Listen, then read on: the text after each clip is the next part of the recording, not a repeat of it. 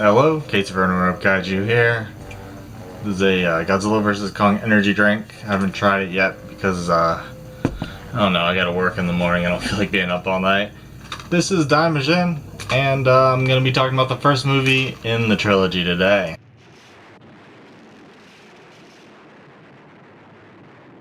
Daimajin is a 1966 film by Daiei and sees an evil man attack and take power during a ceremony to appease Daimajin. The rest of the movie shows us that he is indeed still a bad man and he does not fear anything, even gods. He even goes as far as to try to tear down and idol the god who sealed away Daimajin. Daimajin eventually manifests in the statue and takes care of the despicable regime. The first thing that should be mentioned is that this movie is beautiful. The scene composition, pans, lighting, scene transitions that are just zoom outs that work wonderfully. This zoom in, character light up while the background blacks out is so good. I can't overstate some of these scenes. Bleeding statues, just look at some of this. The way the lighting, music, and visuals come together is astounding. I think this is the most menacing any kaiju type being gets. Original Godzilla or Shin might rival, but the wind, the dark clouds with the red background, the fear and panic of the humans. Daimajin falls into the category of only showing up at the last tiny bit, but this movie effectively builds him up. The building destructions are also quite nice. I also like the stepping on and smushing with hand scenes that are able to be done with his smaller size than most kaiju scale. While I'm usually not for overly long chant scenes, this one is pretty cool. Obviously helped by its bizarre visuals and this nice shot through the fire. Let's talk fire. There's a lot of it and it looks great.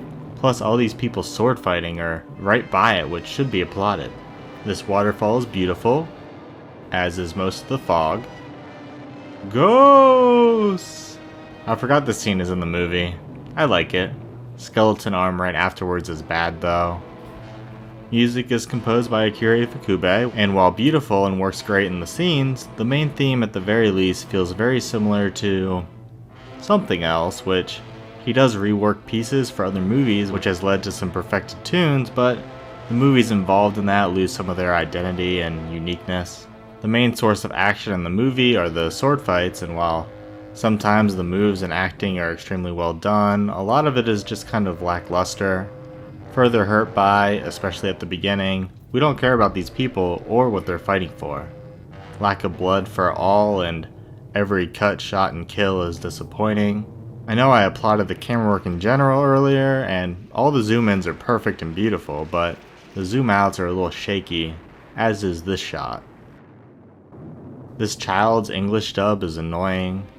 The characters in general don't do much for me, but the scenes that were meant to be emotional or suspenseful, I did still feel the desired effect, though probably due to everything else involved other than character investment.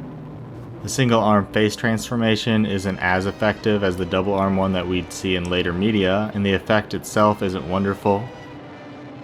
So that was Daimajin. This set from Mill Creek also has the second and third movies. It's a 2-disc set.